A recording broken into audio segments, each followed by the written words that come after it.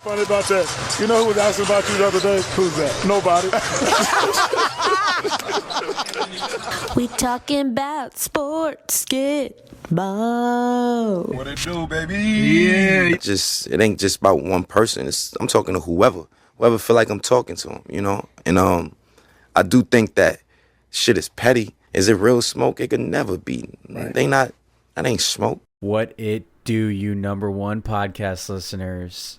We are back with a brand new episode of the number one podcast in your headphones, Prem Brulee.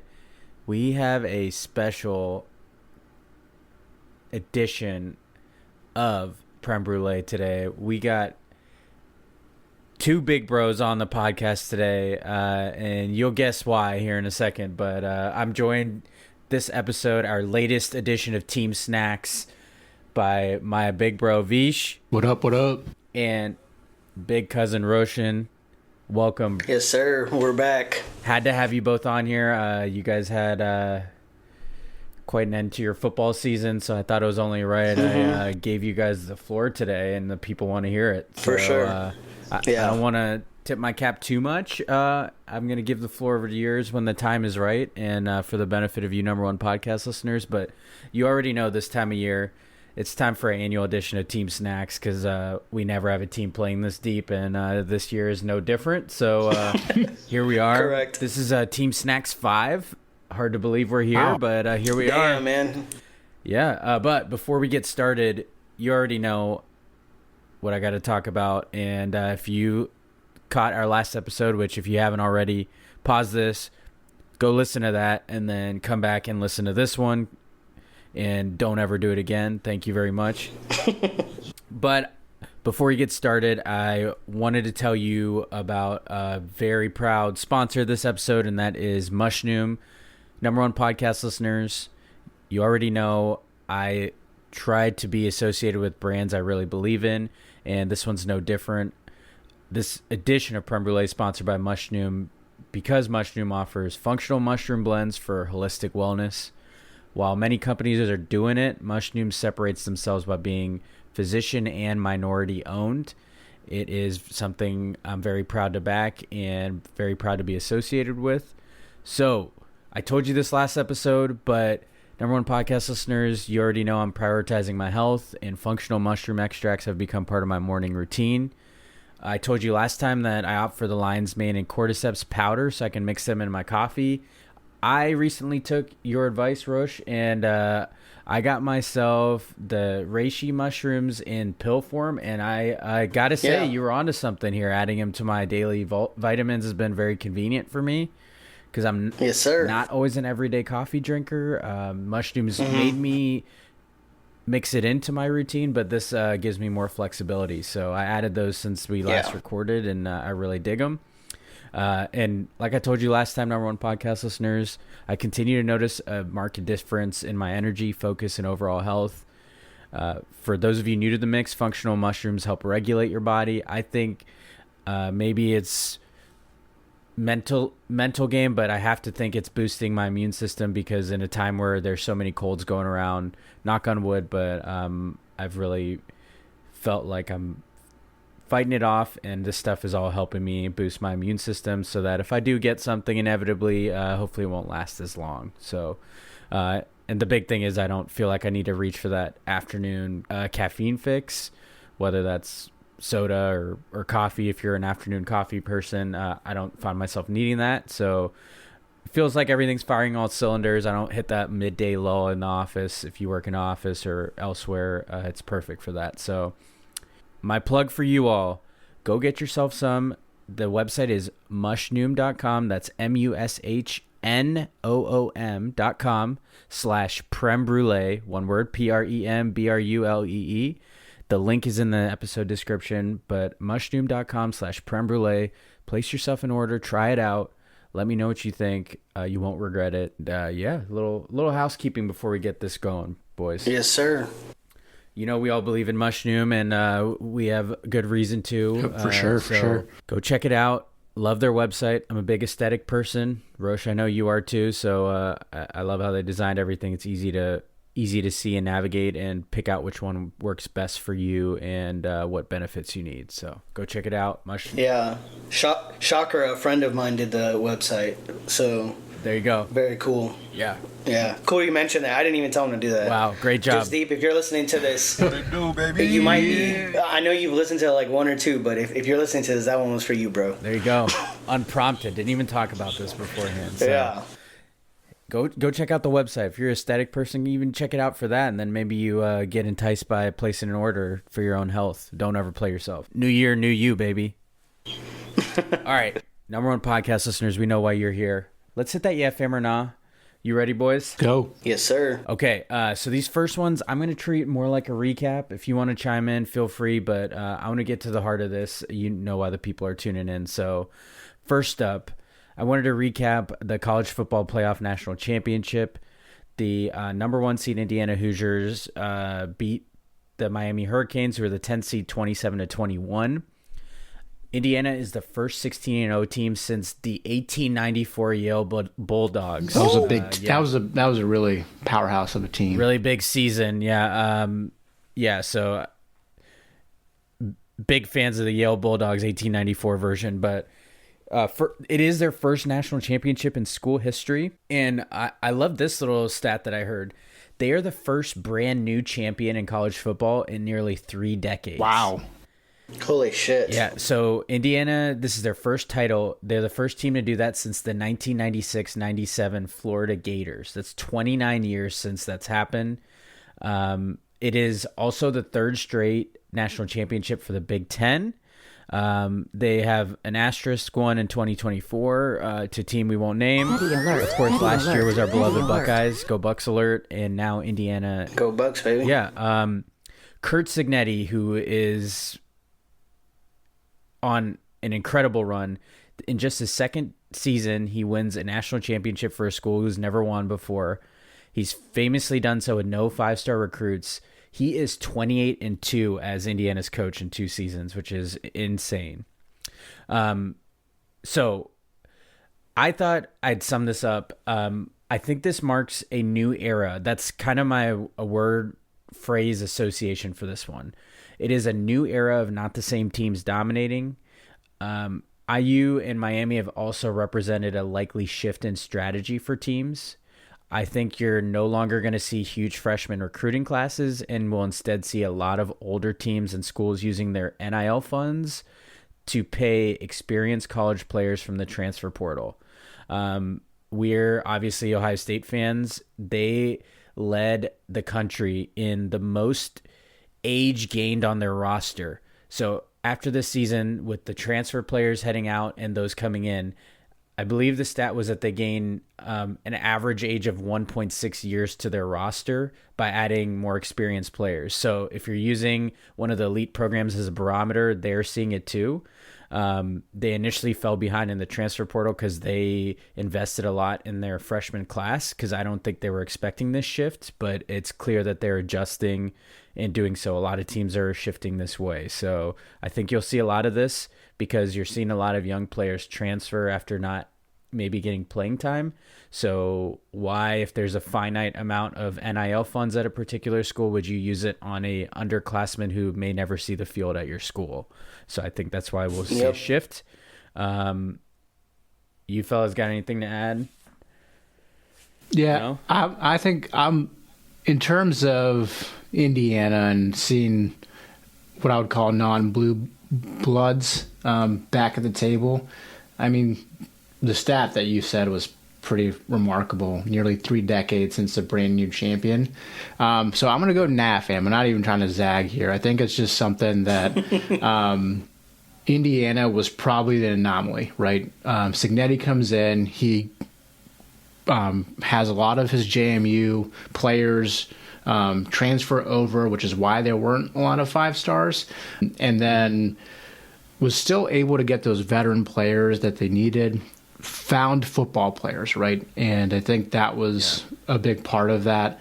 And their quarterback was probably the perfect quarterback that they could have gotten from the transfer portal. Coming from California, you pretty much have a less roided up Tim Tebow at the helm for Indiana. And so I think it's truly, I would be shocked if we see more of this. I really do think that coaching will matter. Front office, if you will, ends up mattering as well. But at the end of the day, I still think the Ohio States, the Michigans, the Texas, the SEC teams, Georgia, they're going to still be back. I mean, I'm glad both of you guys went first. I'm a little of both y'all. Like, I do see more like dark horse contenders, especially with the CFP format. It's kind of hard to just like count anyone out just because of a lower seed. I mean, a 10 seed made it to the championship this year. I mean, that's kind of like all bets are off. But overall, I'm gonna give you one reason for my fam. Shout out to the weak conference known as the Big Ten. Nice. Anytime the SEC loses, we all win. So I'll put it up for the Big Ten for this one because 3 straight dubs is pretty nice. And go Bucks though. Yeah, amen. Very true. I think the part that you will maybe see a recipe for is if you have a strong alumni base and more importantly a notable alum like Indiana has with Mark Cuban.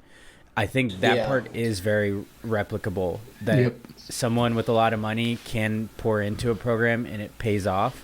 And he's proof of that in just 2 years. I agree, Vish. I don't think every program is going to turn it around. And also, there's a lot of things that have to go right. If they didn't hit perfectly on this quarterback, like you said, they're probably not winning a national title. Yeah. That was a big part of the reason. I mean, Indiana had a great transfer quarterback last year in O'Rourke, but they didn't make it quite as far. They made it to the playoffs, but obviously didn't win a championship. So just that little bit of change can mean the difference. So if you don't hit perfectly on your roster, of course you're not going to win it all. But I think you're right, Roche, to kind of connect it all together. You will see more contenders. You will see teams that we're not used to seeing make splashes because anything can happen with the right money and roster in place. So anyway, okay, I want to do a quick recap of the NFL coaching carousel. Me and Roche kind of went over the vacancies at the time when we recorded last episode, but since then there have been additions to the head coaching carousel. So I wanted to recap the ones when we recorded last time, just for you number one podcast listeners to have in one place. The head coaching vacancies started with the Titans and the Giants, who had vacancies during the season. They fired their coaches in mid-season.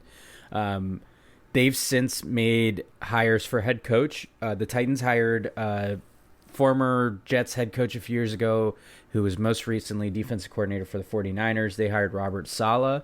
It should be a very interesting meeting twice a year with him and Liam Cohen with Jacksonville in Tennessee. Looking forward to that. Yeah.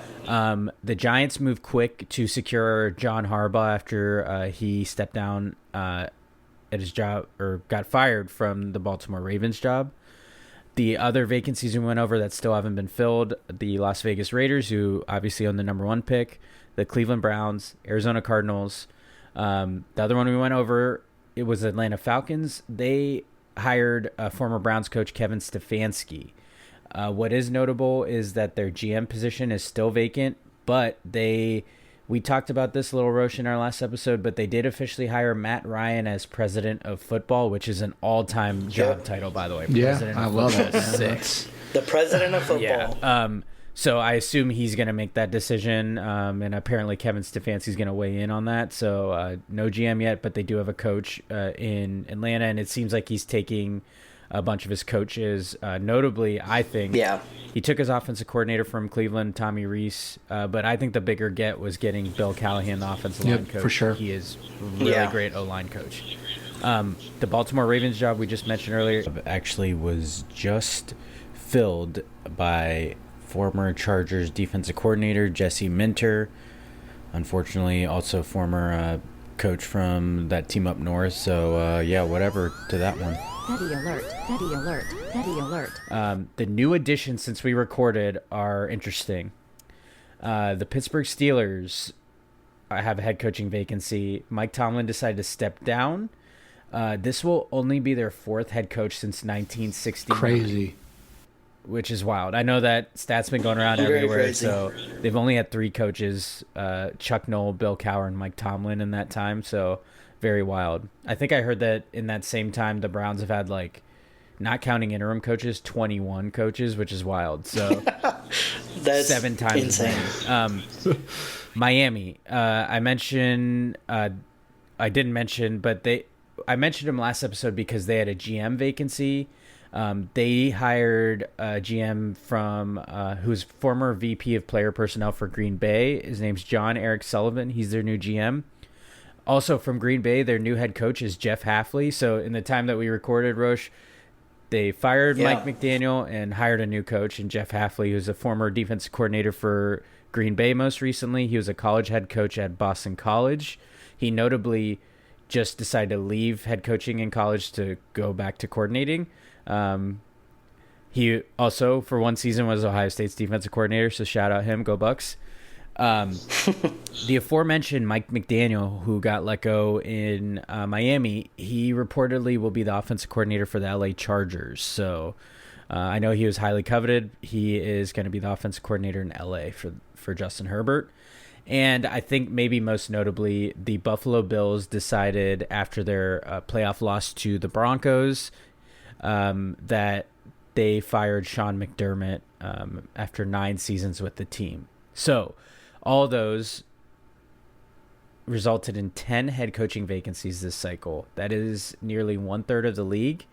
And if you're, that's got to be one of the highest numbers in a long time. yes. And if you're keeping track, 5 of them are still vacant. So we shall see what happens with all of them. But some intriguing jobs, especially with notable quarterbacks that head coach could be coaching in Baltimore and Buffalo. So we shall see. More on Buffalo in a little bit, though, because that might make that a little less enticing. Spoiler alert. Yeah, for sure. Okay. We're going to talk about this next one a little bit more, and you played yourself, but I did want to recap the NFL playoffs so far. Number one podcast listeners, we are going to make our picks for the conference championships and our Super Bowl picks later, so stay tuned for that. But I did want to recap in the NFC. The Seahawks defeated the 49ers big time, 41-6. They will be hosting division rival the Los Angeles Rams, who beat the Chicago Bears 20-17 in overtime after what was an incredible game. The Seahawks and Rams will have their 3rd meeting this year. They split the series this year. Get this, teams who won by a combined 3 points between the 2 meetings. So I think we're in for a treat in the NFC Championship game. Very fun matchup. More on recapping those picks later, but early shout out to you, Roche. You called that one perfectly. So down to the 4 teams that made it even. In the AFC, it went pretty chalk. The Denver Broncos defeated the Bills 33-30 in overtime, and unfortunately, your guys' Texans lost to the Patriots 28-16. It is the top 2 seeds, but the most notable thing about the AFC Championship is that Bo Nix fractured his ankle and is out for the season. So Jared Stidham will be starting for the Broncos in the AFC Championship game in his 5th ever start, of which he's 1-3 so far. It's his first start since 2023. It's also his first pass attempts in a regular season or playoff game since then. So, very interesting scenario. For as excited as I am about the NFC Championship game, I am not excited for the AFC Championship game. The name of the game in the divisional round was turnovers. Guys, get this. You had to go there, right? I'm sorry. I know you're going to do this later, but the 4 losing teams from last weekend had a combined 16 turnovers. Goddamn. The losing teams averaged 4 turnovers each, compared to the winning teams who had just 4 turnovers total, and 3 of those were by New England. Sorry, sore subject again. And 1 by Denver. The other name of the game is injuries. I mentioned Bo Nix, but the other kind of brutal one and consequential is that Seahawks running back Zach Charbonnet is out for the year too. They definitely used him a lot along with Kenneth Walker, so I'm sure you'll see a lot more of Kenneth Walker in this the rest of the playoffs if they make it far. Okay, so all that stuff, pretty obvious, not much to yeah, fam or not, but I heard this come up, and I thought this was an interesting subject. I just want your guys' quick take on this. Don't need too much analysis, but okay. Recently, Patriots owner Robert Kraft said that they never get rid of what they feel is their home field advantage, which is playing outside and involving the elements in playoff football. But my yeah fam or not to you is, are you a yeah fam that you love outdoor playoff games, or are you a nah, and would you rather see these games be played in the best conditions, whether they're indoor stadiums or domes, or like played somewhere warm like typically the Super Bowl is? So yeah fam, bring in the elements like Robert Kraft says, or nah, I want to see the best conditions to see the best football essentially. I mean, I'm a football fan, but my answer is yeah fam if my team isn't playing, and nah fam if my team is playing. Yeah. I won't be elaborating any further, but that's my answer. That. Yeah, I mean, that's probably very accurate in terms of the way I'm thinking. There is something to be able to watch a game that is in the snow and the cold, and I think from the warmth of your own home, from the warmth of my own home, is with the hoodie, with the beer. It's nice. It makes a difference to be able to watch, and it's. But, I think Kurt Warner has historically said, he would love to be able to have all these games played on a, indoors or, in a warm condition that is not outside like an electromagnetic field and all of that kind of stuff. Yeah. I'm with you guys. I'm a nod of this one. I want to see the best conditions because I want to see the best team win. I don't want elements introduced where the best team might not win. I don't think this is the time for that shit. For sure. So I much prefer like us to play indoors. And it's easy for Robert Kraft to say that after he went from Tom Brady, barely had any bad years, and now gets Drake May. So it's nice to bring in the elements when you get to win all the fucking time. Like, give me a break here. And one of his non-Tom Brady years was a Mac Jones playoff berth. So, give it a rest, fuck bro. Robert Kraft. Yeah. Well, even like when Tom Brady got his, legacy started, it was a tuck rule game, right? And it was super snowy. It was shitty. The Raiders were a big thing back then. And so, it's hard to say, True.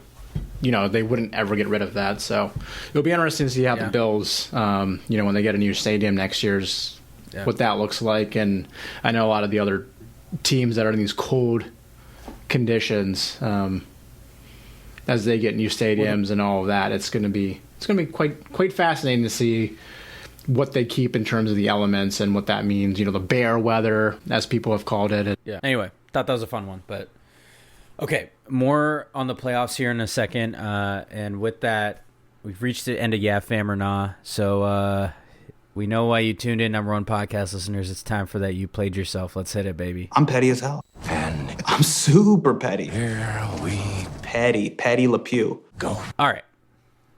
I want to give you guys the most time to get what you need to off your chest. So I'm going to breeze through my you played yourselves in the interest of covering the rest of sports and give you guys the floor. Okay. So first up, you played yourself on behalf of all of us. Kyle Tucker joined the evil empire, man. Didn't have on my bingo card that Kyle Tucker would be dead to me, but shit is petty. This man signed a 4-year, $240 million deal with the LA Dodgers. Yeah, you played yourself goes to him. Once beloved. I actually, it's funny you say you didn't have it on your bingo card. I did have it on my bingo card. I have told multiple people, I'm like, he's the exact personality to go sign with the Dodgers at this moment in time. Because honestly, like, while he is a great player, don't get me wrong, and this is going to be salty, but the guy is just the definition of a pussy. I don't have a better word for it. And like, he oftentimes, I mean, granted, the MLB season is super long, okay? he oftentimes will just crank a hit, and it'll be an easy double, but he just jogs down the first baseline and will only get a single. He's notorious for it. Every real Astros fan who is able to watch 162 games of this shit can tell you this. This dude has a 187 batting average with 23 hits, 4 home runs, 8 RBIs, and 13 runs scored in 34 games in the playoffs since 2022. He's the perfect guy to join the Dodgers. He's just going to go hide his no-effort giving ass in a lineup of a bunch of cheaters, gamblers, and MVPs. So I wish him the worst. Kyle Tucker, you a bitch, bro. Yep. I'm sorry. Couldn't have said it better. Yeah, it actually does stink. You see a player that almost grew up as an Astro, and yeah, he's had a pretty shitty past few postseasons, and yeah, the effort is a huge component, but it just stinks to be able to see a team like the Dodgers continuously do it over and over again. I think we're going to have, I think historically, I don't know how many football is dead moments or podcasts have we had, but there's going to be a baseball is dead. Truly, I think when the lockout hits, it's going to inevitably be something where the Dodgers are spending historical amounts of money, which is fucking nuts in general. But yeah, it's going to suck for the postseason. A $10 billion ownership group and a $1 billion TV deal will do that to that's insane. MF. And it's just like everyone is constantly saying, and I see it all the time. Every time the Dodgers sign someone or trade for someone or extend someone, and they're giving them, a 9-digit deal, they're like, your team could do this too. Actually, no. They can't. That's not. Because our own the Astros, who have a top 10 payroll, cannot do what the Dodgers do because they don't make $1 billion off of TV. Their announcer does not do the Super Bowl. They don't make that kind of money. And so you're telling me the fucking Pittsburgh Pirates can do this shit? No. So someone like Paul Skeens is going to end up on one of these 4 teams. Everyone knows it. It's not if, it's when. Yeah. So it's just like sucks. And I alluded to this on the last episode. It's like the Dodgers are probably going to win again this year, and we are 100% not going to have baseball in 2027. Yeah. So the more, and like everything I see between people on Twitter versus like the actual analysts, like even like one of the biggest baseball like reporters alluded to, well, he can opt out after this year even if there's a lockout. And it's like when the reporters are reporting that there's going to be a lockout, it's coming. Yeah. It's inevitable. Yep. Okay. Yeah. All right. My next one involves that the deadline is now passed to declare for the NFL draft and to enter the transfer portal for college football players. My special "You Played Yourself" goes to those out there giving bad advice to college players. We have seen a lot of players end up in worse situations for not the money they thought they'd garner. Yep. And it is really unfortunate because, yes, they're earning hundreds of thousands, some cases millions of dollars, so you can't really feel too sorry. But these are still like impressionable college-age kids who've never seen this kind of money, and it feels like there are a lot of bad actors at play here in the Wild West system the NCAA has allowed to permeate in college football. And it's unfortunate to see. I mean, I follow Ohio State, so I've seen a lot of players seemingly end up in like basically in a comparable role in the new school. I can't imagine they were getting more money, and they're still gonna be in like a worse market and not as bright of lights. So I hope it works out for these players that are in the portal. And I didn't even talk about the ones that didn't end up finding a place yet. So You Played Yourself goes to those people out there doing that. I know everybody's looking for money in this like free market Wild West that's been created in college football, but it feels uniquely like predatory to be doing it to kids in some cases who have never seen this kind of money and are being told bad advice because they don't know any better. So hopefully the new class of young kids starts to learn and get some trustworthy people around them and probably trust the process a little bit more. I think there's a right way to do this, and hopefully they navigate that a little bit better. So, I mean, we'll see. I don't see it happening anytime soon, but I am holding out hope that it'll level set eventually. But okay.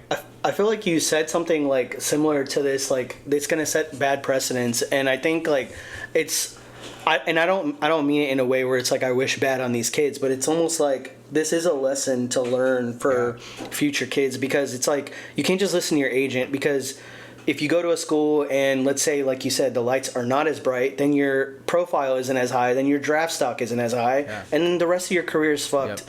And all because you wanted anywhere from like $500K to like a couple million more, and it's like, just stay the course, and your talent is going to be your talent. So yeah, and I think a lot of these times, like to your guys' points, the advice that they get, it's not sometimes even from agents. It's from like family members, right? We've seen like bad actors in these kids' lives that have been in these kids' lives or suddenly show up when they're a top high school prospect.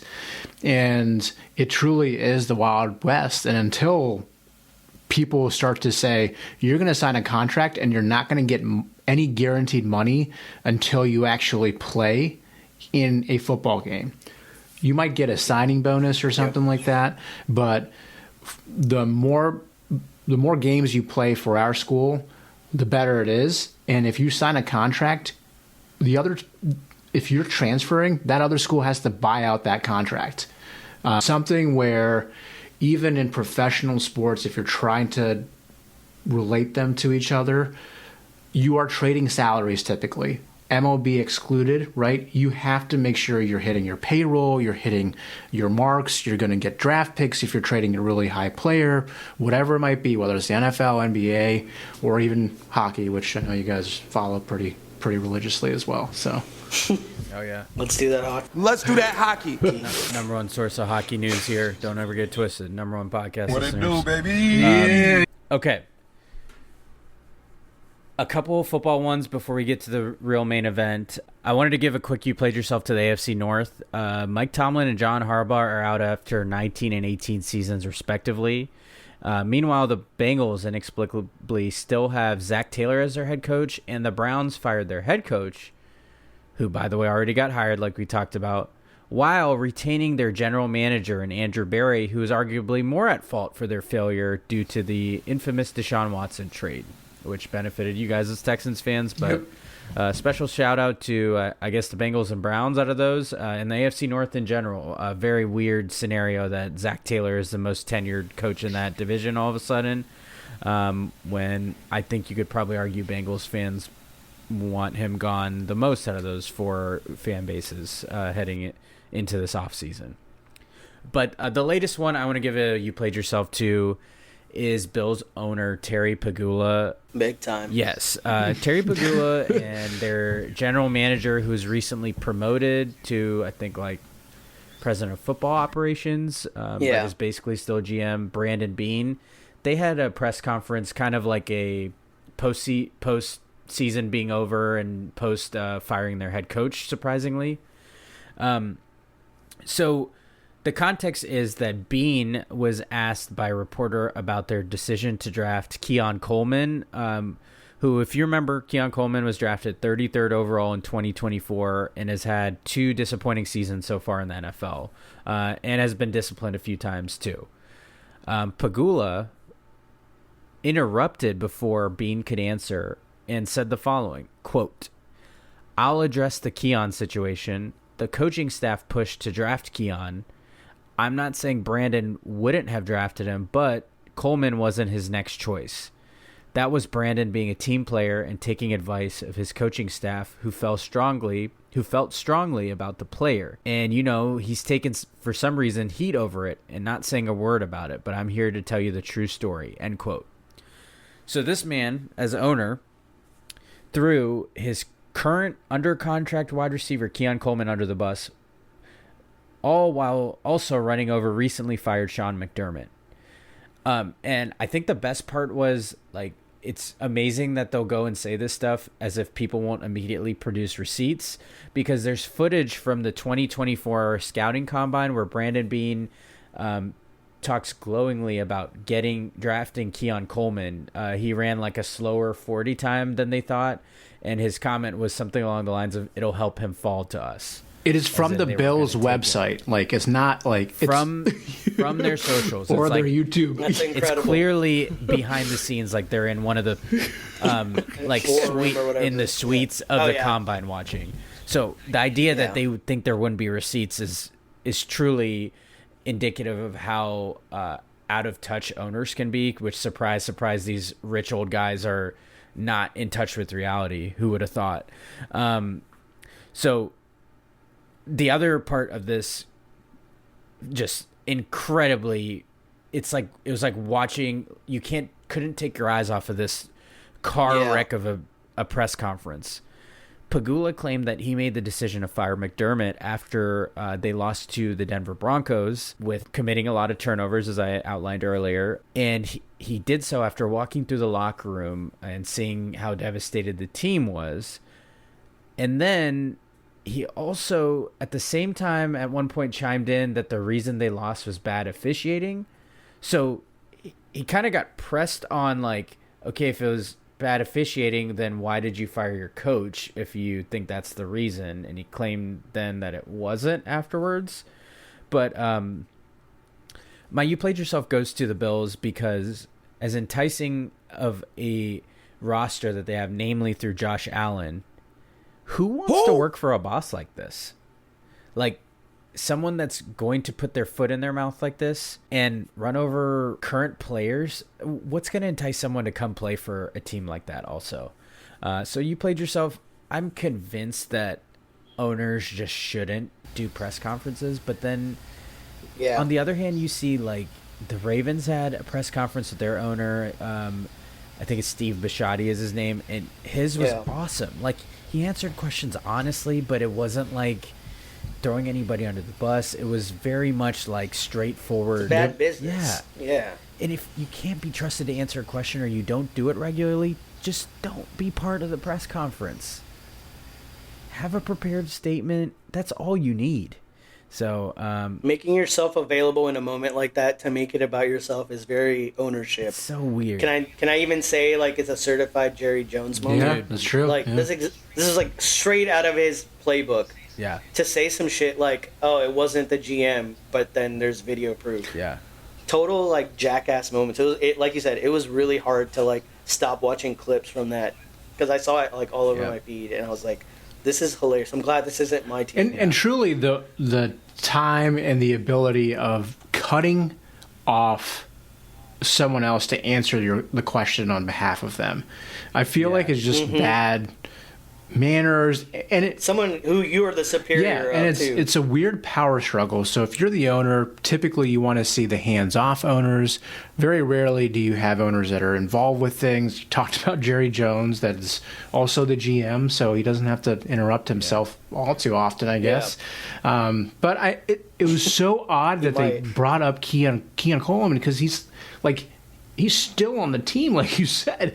Was he cut? It's so awkward, dude. It's beyond awkward. He was probably, arguably, had to play even though he sucked. Like, he was a healthy scratch late in the year and all of that. But, like, at some point, you're like... It's like that 50 Cent meme. Yeah. I'm like, what did he say fuck me for? Yeah. It's like... And I don't know if number one podcast listeners are I Think You Should Leave fans, but Mina Kimes tweeted the picture of the skit where the guy's standing in the courtroom with the stupid hat. I saw that too. And he's a second-year player, right, in a system that...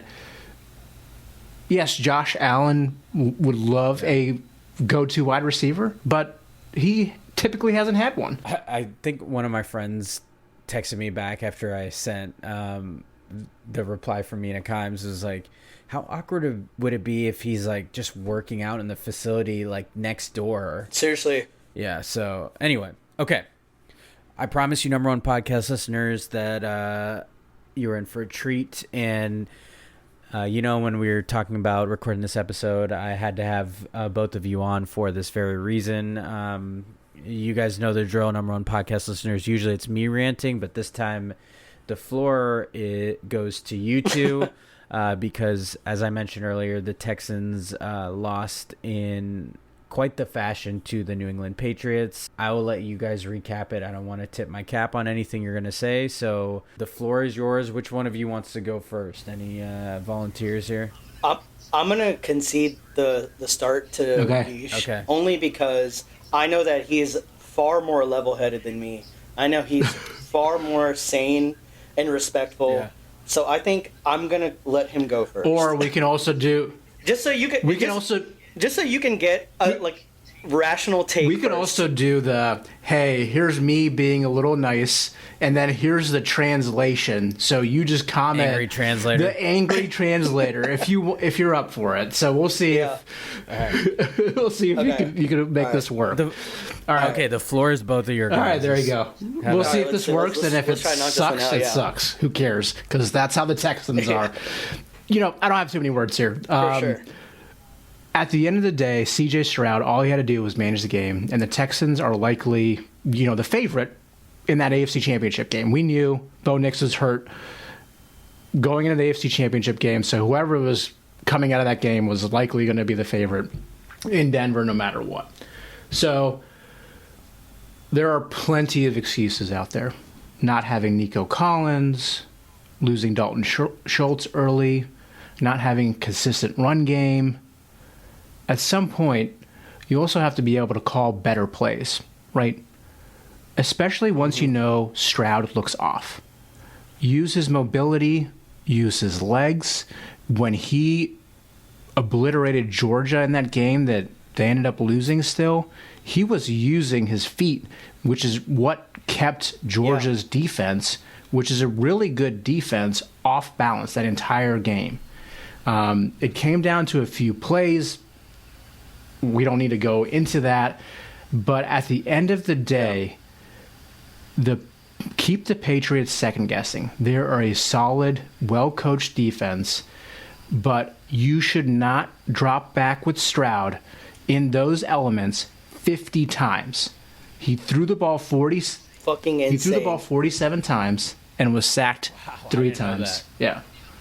Yeah. What you're saying is crazy because it's like, really, like, what happened to my Pookie who lit up the NFL his rookie season? Like, that was everything that fucking happened was so predictable. And you see the weather progressively getting worse every game. And it's like every single 4-down script was the exact same. Run it up the middle, run it to the side, all for like 1.3 yards. And then you're throwing it over the top. Half the time, he's sailing these throws. Again, elements. He was very rattled, very obviously rattled throughout the entire game. He had happy feet, you name it. I mean, he was sitting there pouting on the sidelines. He was clearly lacking the confidence that he's had in the past. Maybe he had the yips, all this stuff. You're watching on TV, and you go into the half, and it's still like very easy to win this game. Mm-hmm. Again, Drake May is on the other side. Yeah. It's not fucking Tom Brady. Yeah. Tom Brady doesn't let you take the lead after he has a 21-10 lead. It's not happening. Drake May sucks. Yeah. Like he wasn't good. No.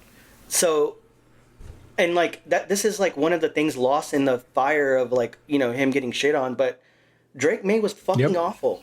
He did not have a good game at all. But so if Drake May was ass, like C.J. Stroud was like an ass covered in shit. Like that's just literally the only rational analogy. Like you guys have kids, okay? I wonder if that's getting clipped. An ass covered in shit. Like it's literally like you guys have kids. Like what it's like. Like it's sometimes a diaper. Like you're like, oh man, the sun kind of stinks. Then you look and you're like, oh cool, clean diaper. Yeah. Not that bad. Yeah. You look down, sometimes it's just like a fucking mess. Yeah. That's exactly what Stroud looked like compared to May. Yep. And like I have a lot more to say about this, but it's like that offense was miserable to watch. Like every single play, you knew it wasn't getting the pass wasn't being complete. Like they need to learn what a fucking slant route is. They had a bunch of like speedy receivers who aren't really like two of them were rookies, right? Yep. Like make them run short routes. Yep. They're fast. make him get the yards after carry or yards after catch. And it's like, why didn't he know what a check down was? Like, he refused to make more than one read. Every time they dropped back, he had tunnel vision on the one guy and I get it, like, it's snowing, it's hard to keep track. Yeah. But it's like, come on, dude. Like, it was I feel fucking like, miserable. Troy Aikman kept saying, like, I wouldn't be surprised if he has an injury to his hand. That's how bad it was. Well, and that and it's like, at that point you need to simplify your offense, right? So you might have a wonderful game script, but at a certain level, you just got to look at the weather forecast. It might be cold, it might be snowy, it might be both. Like, let's adjust this so that we can actually have specific play calling that's going to set you up for success. Even if it's 3 and out, as long as, or, 5 plays, 6 plays, you're moving and changing the position of where your defense can take over. And you said Drake May is ass. I mean, and what was the ass covered in shit was Stroud, so shit covered ass versus ass. Ass covered in shit. Yeah, okay. It could be that too. I think the other part of it that was lost was that the play calling was so bad that they had to use 2 timeouts early in the second half that ended up being so crucial and would have, even if you had to call those timeouts to give your defense a break or anything like that, Drake May had some good balls that he threw, but his receivers made those plays, right? The throw that he had to Diggs, I mean... His best throw was a play by Bhatt. And everyone's like, what a throw. No, he sailed that shit. Yeah. That was an incredible catch by Booty. That is not a catch that 9 out of your 10 receivers in the NFL even that shit. And that was on Stingley in coverage. That was a great catch. That was ass to Booty, dude. There you go. See, even the Diggs. Look at us, you number 1 podcast listeners. Nothing but puns. Yeah. Nice. For the Bhatt cousins, after all. That hard-hitting analysis, baby. That's what you came here for. Big butt brand. What? Hell yeah.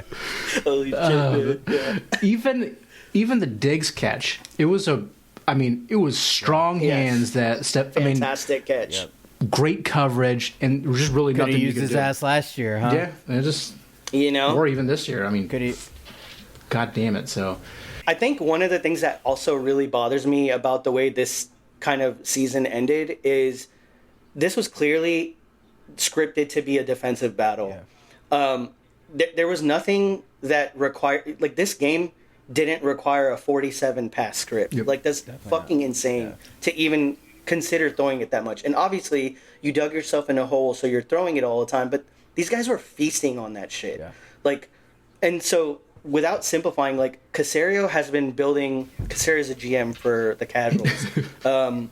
He's been building a great team, and his lone blind spot for the entire time he's been here has been his offensive line. It's constantly overturning. It's constantly changing, even this year. And granted, credit is due because they did play a much better, cleaner year.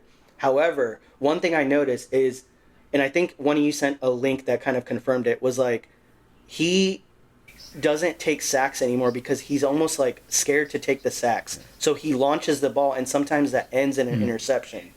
And I think 2 of the first 3 interceptions was that exact situation where he's like, I can't take a 12-yard sack, but instead I'm going to throw a pick 6. That's like, that was a totally fucking stupid call. And like, this really can't continue. And it's gotten to the point where CJ is mentally creating this pressure even when there isn't that pressure. And like, it's like, I don't know, like, maybe sometimes I really wonder, like, I don't know if anyone remembers that aptitude test, like, that they made that such a big deal when he was getting drafted. And I'm like, I didn't think anything of it at the time because it's like, who cares if he's throwing fucking darts, right?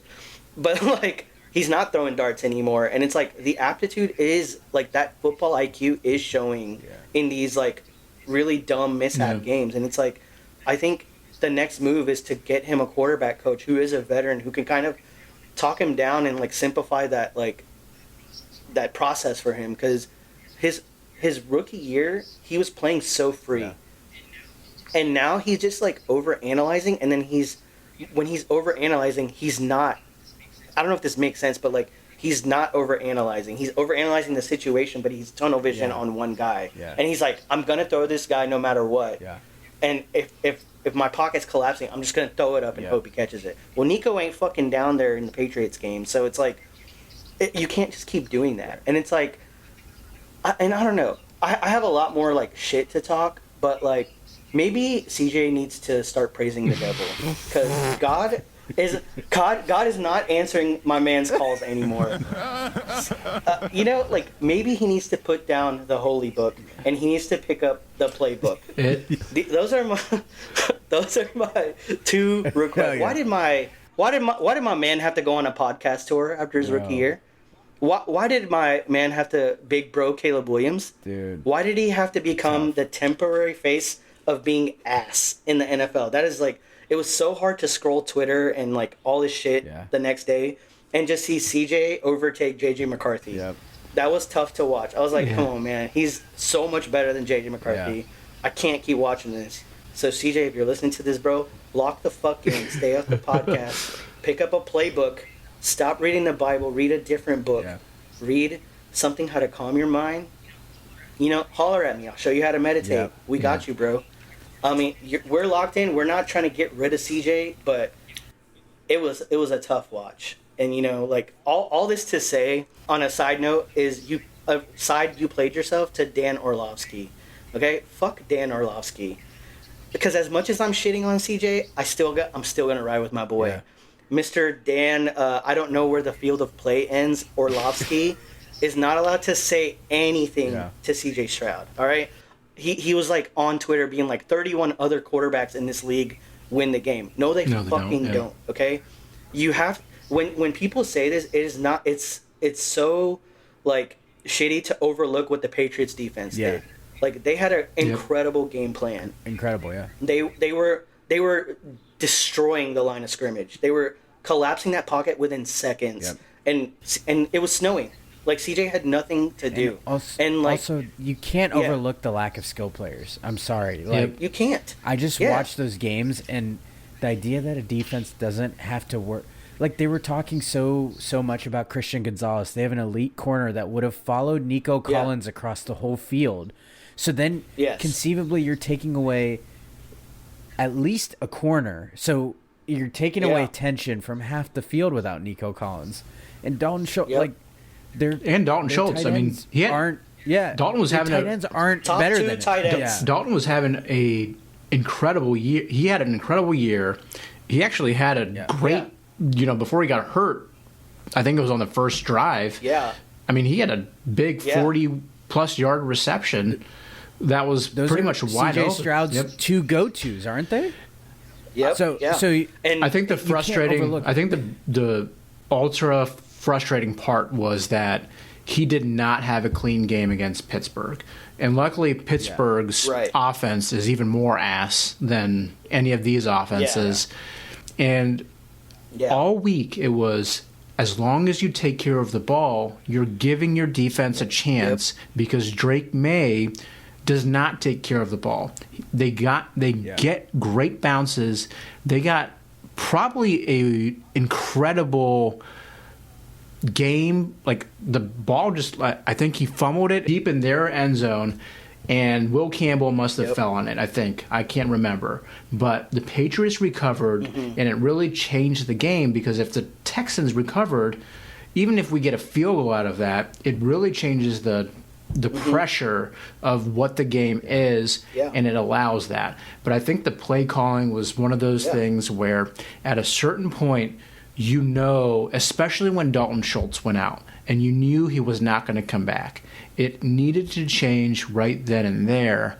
And I think the part where it's a blind spot for D'Amico as a defensive-minded coach is that you want to be able to put trust in Caley and the offense to be able to say, we're going to change the game plan the way they are going to change like the Texans are. I think they blitzed it. I think the Texans blitzed a few times because they knew Drake May they were just hoping to have Drake May make a huge mistake, and he pretty much played pretty poorly.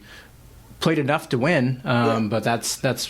I mean, Drake May had 3 of his own turnovers. CJ had 4, so it's like the turnover battle wasn't extremely lopsided. It was just what happened with those turnovers, and like the also you can't discredit their running game. Their running game was great. Yeah. Their O-line is obviously much better than ours, but you can't keep expecting to run Nick Chubb, who's coming off his worst injuries and whatever, for 2 yards a carry. Like, that's not keeping any defense honest. Yeah. And CJ looked pretty shy to keep running, I'm sure because of his concussion just, less than 2 months ago. So I get all that shit, and to not adjust that. And I also saw a stat that, like, their 2 rookie receivers, Higgins and Noel ran 6 routes. Crazy. Tell me why Nico Collins is out, and the guy who you trust to return every kickoff can't line up and take some slot shots. Yeah. Like, it makes no fucking sense whatsoever. When you have Christian Kirk as your number 1, who gets taken away essentially by their number 1 cornerback, you got to get creative, and they weren't getting creative. And then your top 2 tight ends, and then your only good O lineman goes down. Yeah. Like, come on, man, that's just horrible situation.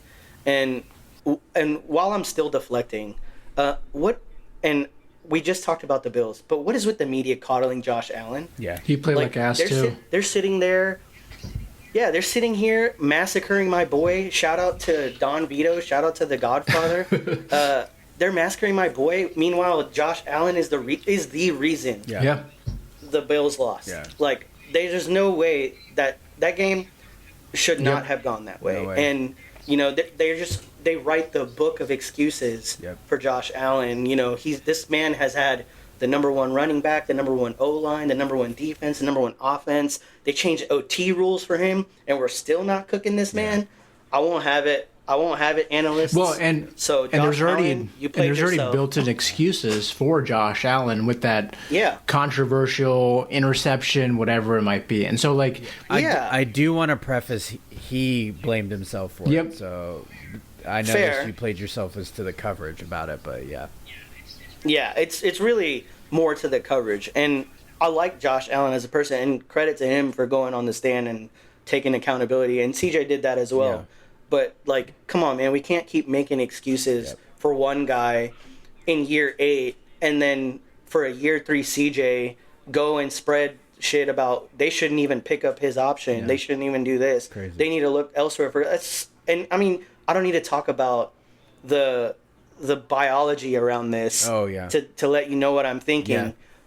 But you can't make it any more obvious, people. And it's like, get a little more creative. And really look at Josh Allen's first few playoff starts, too, right? And he was not very clean. This was. I was at one of the games, and they were up 14-0. Yeah. Or what is it, 13-0 he had this weird pitch. And they lost he had this game. Weird pitch as he's running it, and, like, it really changes the perception. And I think the more you're able to trust in a player and make those decisions, you're going to have bad games, and it's just going to be how you bounce back. Yeah. So I think, you know, this offseason is going to be really crucial to be able to get some playmakers back, really shore up that running back spot. We didn't really talk about that, but, I mean, the running game was atrocious for obvious reasons because the Patriots' defenses. Mixon was not there, and I think today, you know, with some closing for a lot of these teams and all of that, Cassari even said, like, Mixon basically had a freak foot injury. It wasn't because he was doing anything illegal or outside of his contract, but it just, like, they had no idea what happens. And, you know, I think they just drafted Woody Marks as a potential handcuff. Let's see what he does on special teams. Right. So, but not, like, end up being your starting running back because they did trade out of the first rounds last year. And had they known a little bit more about Mixon, I think they could have gotten any of the Ohio State running backs. They could have gotten a whole slew of you name it to be able to say, hey, we're gonna invest in this. Yeah, we're gonna bring in Chubb, and he's gonna be the presumptive starter. But we we can't rely on Nixon. So I think that was something that they just didn't foresee. It was just, and I do believe that. So I think D'Amico and Caserio are on the same page. We talked about the Bills and their GM and coach not doing that. So, but we can go on and on. But and there is some they don't need to make built into that. They don't need to make a single change on defense. Just every offseason move should be the offensive side of the ball. It seems like. For sure. I mean, like O-line, running back, and receiver. In our defense, if you don't remember, they also had relied on Jimmy Ward to play really with that Petrie role. Jimmy Ward got in his own way and all of that, and really didn't play this year. But him not being there, I think he was a captain last year. So you have a player like that that's missing. And your defense still is able to hold their own. I mean, you have pretty much the second best defensive player in the NFL, knock on wood, behind Myles Garrett and Will Anderson Jr. He was a game wrecker. I mean, he had 3 sacks himself in that game. And it is fun. One-man wrecking crew. It's fun to watch that defense, man. Bro is about to get paid for sure. As he should. He should be highest paid, mostly because he might not even be in his prime yet. Probably isn't. He's so... Yeah, they need to do that early, And I saw that he was PFF's highest rated defensive player of the year or something like that, which is crazy in year 3. Yeah. But yeah, that'll diffuse the rest of my rant here. So CJ, I want to end with you, and I want to tell you that I really need you to stop pouting next year, bro. I watched you pout 10 too many times this year. I know you got the yips. Work on that shit. Lock in. Bring that rookie magic back. And, we got a squad. There's a squad out there. And, there's a lot of people to shut up. And there's nothing better than a revenge story, in my opinion. The league likes to call it comeback. I like to call it revenge because I'm petty like that. Petty alert. CJ, if at the very least you don't make me regret having my son's initials really after you. So let's change your ways. The way I talked to Calvin about this, let's make sure that you have a cry, you dust yourself off, and the show must go on. And that's from Bluey. So there you go. Yes, sir. Funny enough, Vish's son is also named Coleridge Bernard Stroud. So yeah, and CJ, I'm calling you Coleridge until further notice, bro. All right, I don't let people like Anthony Davis off the hook with the Tony Davis, Jimmy Harden. You're Coleridge until further notice, bro. Get that CJ back, bro. I believe in you. Yes, sir. Yes, sir. All right, go Bucks, go Texans. Way to deliver, fellas. Didn't disappoint. I don't think I've ever had a headlining slot on You Played Yourself. Yeah. I think this is the longest, and I'm very happy to share it because I think I would have gone off the rails a lot more if Vish wasn't on the other side. And I'm glad you interrupted and was like, let's trade off. That was a good call by you. Very good call. I will leave this segment feeling a lot more sensible and rational than I would if you let me rant by myself. Yeah, you guys were pretty sensible together. Yeah. I would have. Which is just surprising. I think you changed the dynamic. Yeah. I think you changed the dynamic. It was almost like a dad telling a son to tighten up and shape up and just behave. So shout out. I think it was also I was frustrated sure in the game, but it was Calvin being there and watching the end of the game and Daddy, you're upset, the Texans lost. I was like, it stinks, but it's just a game. Yeah, I actually was with my brother and our family, and it was my nephew's birthday, and I really couldn't react the way I wanted to, so I was suppressing it, and then as soon as I got home and I got to unload on my Twitter, I was like, all right, I feel a little more rational. And I mean, I obviously let off some shit in the group chat, but yeah, I had to cool it in the moment, and I had to cool it on the podcast. I wonder if the dynamic, like you guys talked about in the press, with them going so at it with the Texans versus how they treated other teams that disappointed, like the Bills, it kind of makes you switch up and like defend your team when. Yeah, it's almost like I get he was shit, and like. I mean, you look at my Twitter feed, I said as much, but when you have like Dan Orlovsky like literally defending Josh Allen's game this week and like saying 31 other quarterbacks could have won. 31 is a wild number. Maybe even Drake May. I would like to challenge you to name the quarterbacks on your own and be like, I think you can come up with maybe 3 or 4. Yeah. I think 20 plus quarterbacks in the league, considering the elements, considering TJ didn't have half his offensive starters, they are not winning that including their right tackle. Geno Smith is not winning including that game. Trent Brown was out. I think the egregious one was that pick six. I mean, that one just looked like absolute crap. It looked like if you stuck one of us back there and we faced a live blitz, like that's something we would do. Like that's what I would do. Like throw it away, don't hit me. Like that's what that looked like. Yeah. But the other ones, well, the one was on a tip pass, so I don't think you really put that on him. Yeah, I didn't count that one. Yeah, the one I think he saw they were running a wheel route, and he just didn't see the guy come over and pick it off. Right. I think he thought he had the room to throw the wheel route to Kirk. Yeah. And the other one was behind. You can't excuse that one either. So they were bad turnovers, but like the Also, why the fuck did they wear white when they knew it was gonna snow? Yeah. That did not work in their favor. I think that probably hurt CJ more than it helped him. Yeah, well, that seems like coping, and I'm going to let you have that one, but I'm gonna have one cope sentence, sentence per segment. Respect, yeah. I didn't cope. You said I did tell him to praise the devil, so I gotta. You hit us. I gotta do something.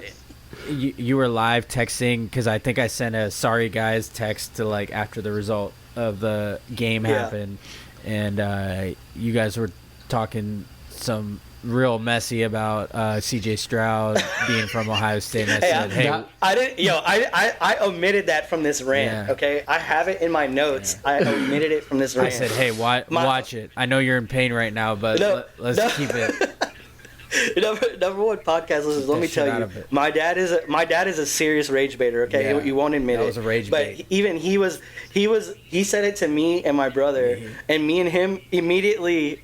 Like, me and my brother immediately jumped on my dad and we're like, fuck off. What does that have to do with anything? Yeah. And then I brought it to the group chat. I was like, let me rage bait these guys. Exactly what that was. I didn't take my dad just took a shot about Ohio State quarterbacks. Maybe he's right this time. I did. I just wanted just to feel something, guys. All right? I was down. Listen, I was down atrociously. Who am I to judge? Who am I to judge a rant and feelings in the moment? Yeah. So, respect. Just for the record, I'll show you my notes. It is in the notes, but I didn't want to bring it up on the podcast. It didn't feel natural, so I didn't. Plus, I don't actually believe it. Plus, you have two Buckeyes here. Like it makes it more fun. It makes it more fun to do that. 1v20. I don't care. Respect the move. You got to respect the rage bait every once in a while. I had a few like Steelers fans like text me, "Oh, looks like you guys didn't make it."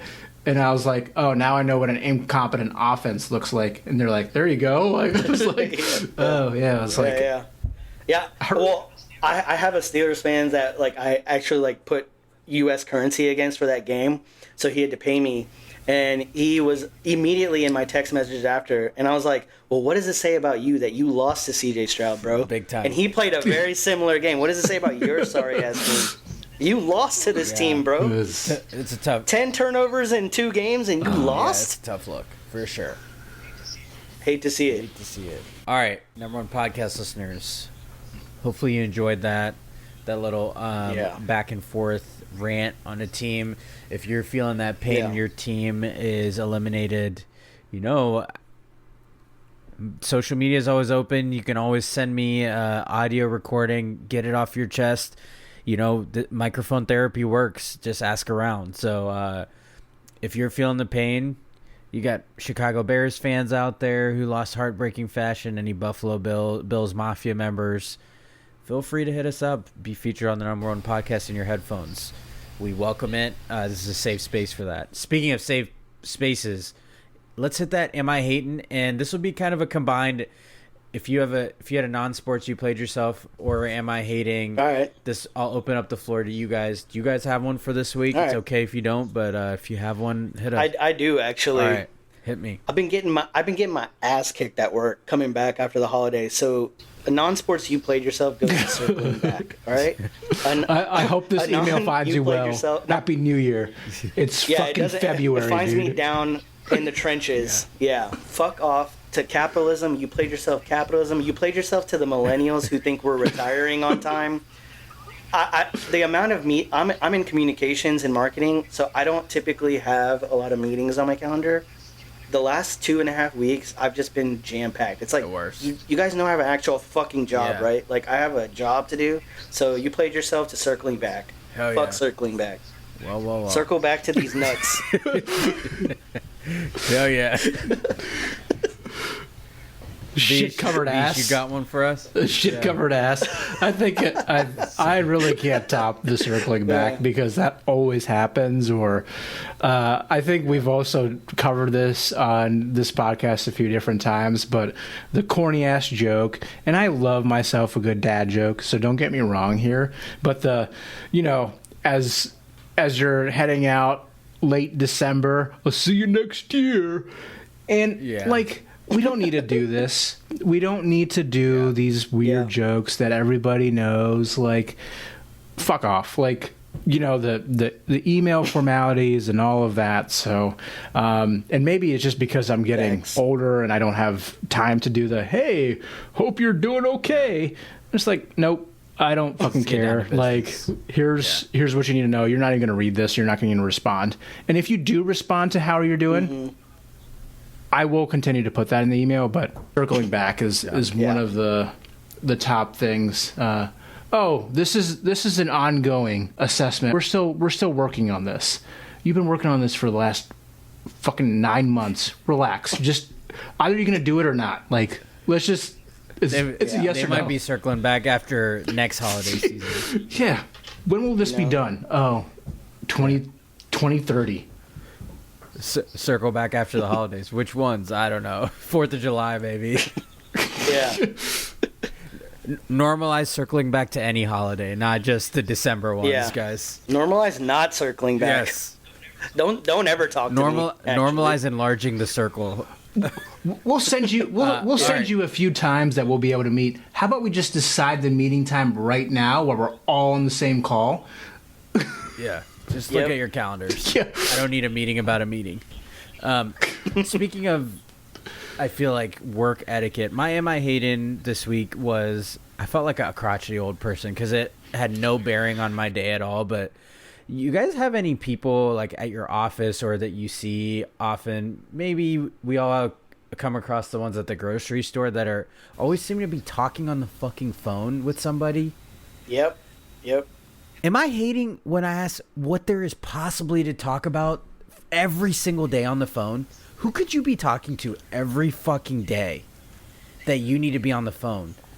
Like, I'm not here to police and micromanage, like, you not doing your job, but it's more about, like, am I hating because, like, these people seem happy talking on the phone, but what the fuck do you have to talk about all the time? Aren't you tired of talking, like, some bullshit to someone on the phone while you're at your workplace? Yeah. What is there to be gained from that? Except for people basically getting confirmation you're not doing your job. Hilariously enough, one of my coworkers had referred to herself as a D1 yapper. And I thought D1 yapper? I thought that was just fucking D1 yapper. It's fucking fantastic. That's crazy awareness, at least.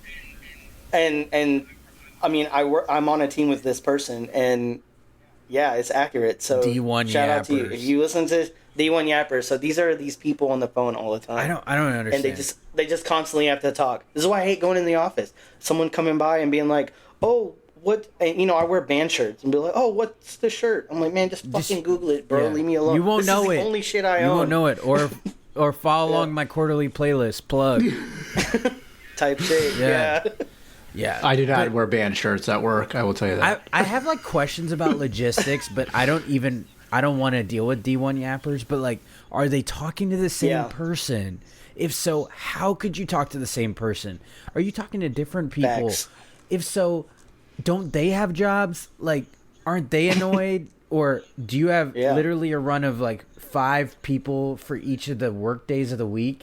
So they only have to talk to you once a week, but you get to be the D1 yapper you are. So many questions, not enough care. So am I hating? Probably, but if you have one, you work in an office, if you have a D1 yapper, this one goes out to them. So shout out to that coworker for their awareness, and also the terminology.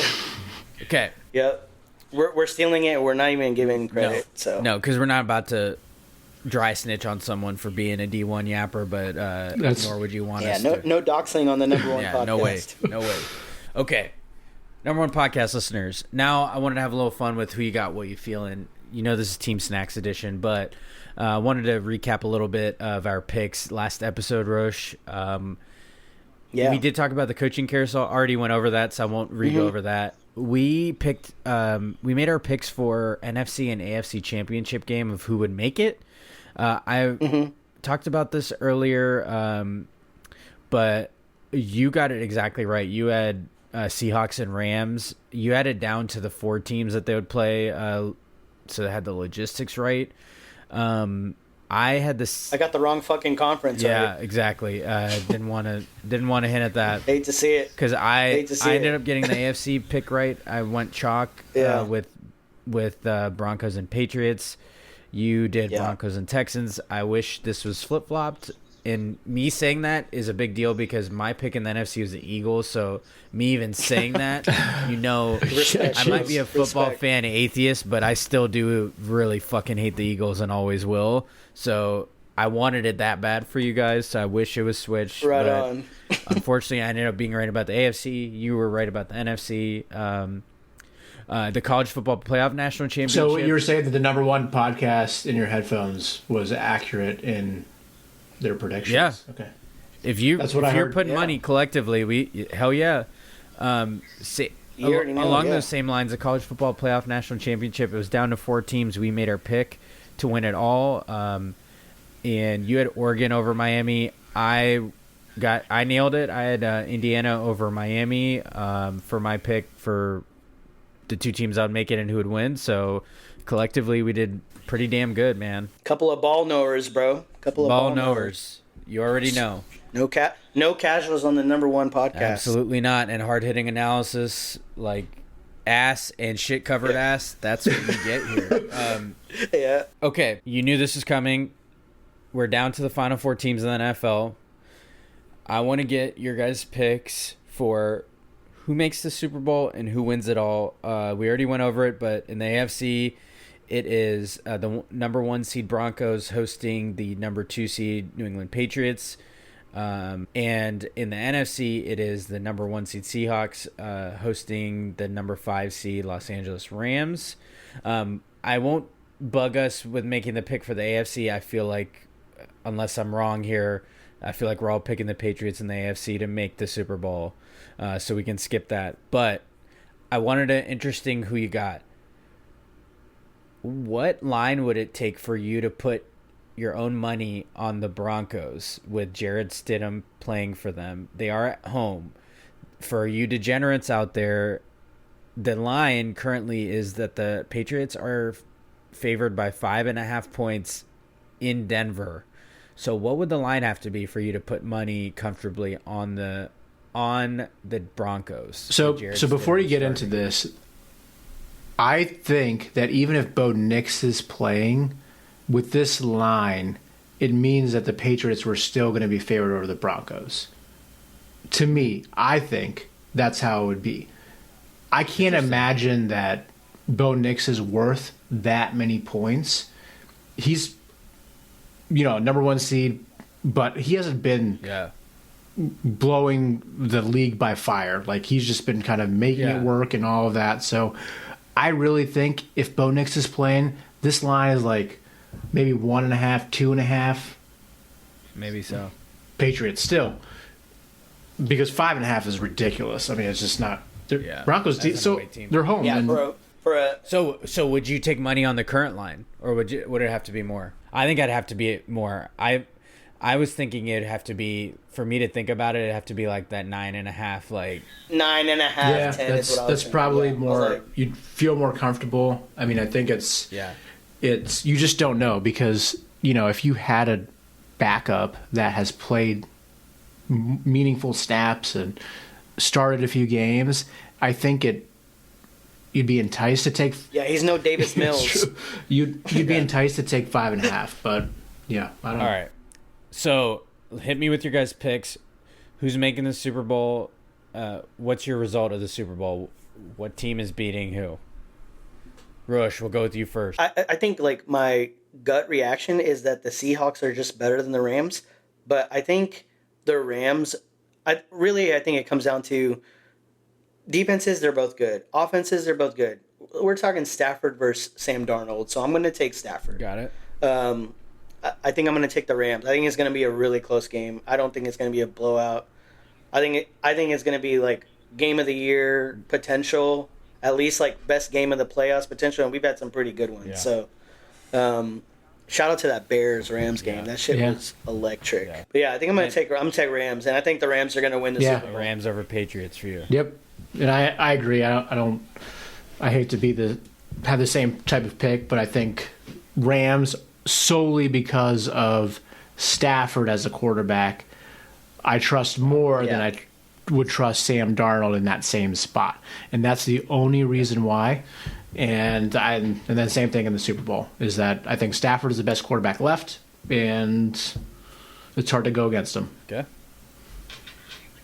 I do like a potential revenge theme for Seahawks over Patriots, so that would be good TV right there. Feels a few of them. Yeah. Either one's a rematch of a fairly recent Super Bowl, but I'm gonna take a page out of Vish's book and zag a little. I'm gonna go with the Seahawks over the Patriots in Super Bowl 60.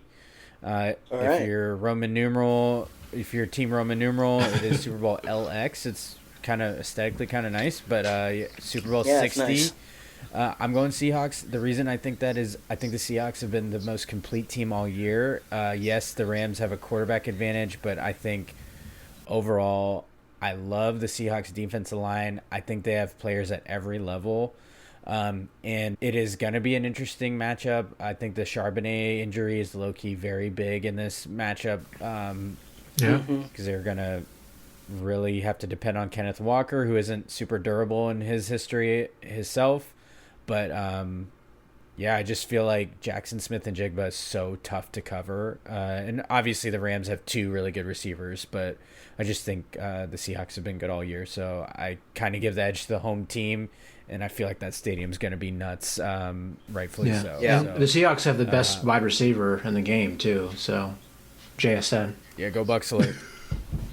Go Bucks. Yeah, I guess your dad didn't have anything to say about Buckeye wide receivers, huh? Cheetah Kaka. Yeah. Yeah, I know you're listening to this part. No rage bait there, babe. I know you're listening to this part, Kaka. Good luck to him. No rage bait. What about the Buckeye wide receivers, Kaka? Shit is petty. Is it real smoke? It could never. I should have done got to say to that. Okay. Yeah. All right. I want to see if you guys are game for this. All right. So we've done Team Snacks. This is, like I said, the 5th edition of Team Snacks. I know a lot of people do this, but I thought it'd be fun to do a round robin draft to assemble Super Bowl snacks. And number one podcast listeners, I want you all to weigh in who we think wins this matchup after we assemble our team. So what I'm going to do, Rush. We got a pressure situation. Rush, as crazy. The oldest one of us, the head honcho of our group of cousins, started off, determined the swag level of our whole cousins. I'm going to let you pick your draft slot, 1, 2, or 3. Keep in mind, you pick 3, you get the first pick of the second rounds. Snake style.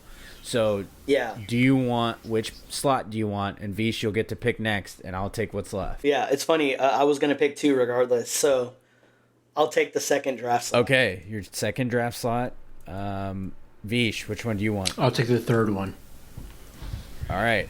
Oh, okay. He wants the back-to-back. Okay. I like it. We'll see how this goes. Okay. So I love it. So what I'm going to do is just to set some ground rules, okay? Like, I'm not obviously I'm the first pick, so I'm going to tell you I'm taking wings off the board. That's taking all wings, so I don't want to hear any like I don't want to hear any formalities of trying to pick off, like, I guess you could take a chicken tender because it's not a wing, but we're not going like I'm picking buffalo wings if I'm not picking a certain sauce.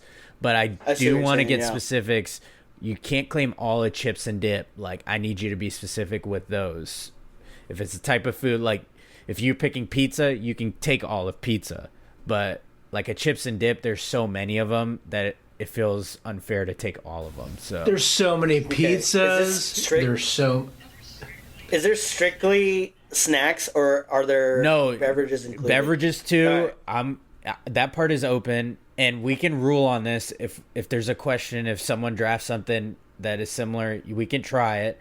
We'll see. It's a democracy. We'll determine if it's eligible. But I'm taking chicken wings first off the board. Easy first pick. Very easy first pick, and that's why I was like, it is an easy first pick. But you went 2. You knew you were gonna go 2, and you don't have the first. I can't believe you picked the second slot. I knew you were gonna pick the wings with the first one. Yeah.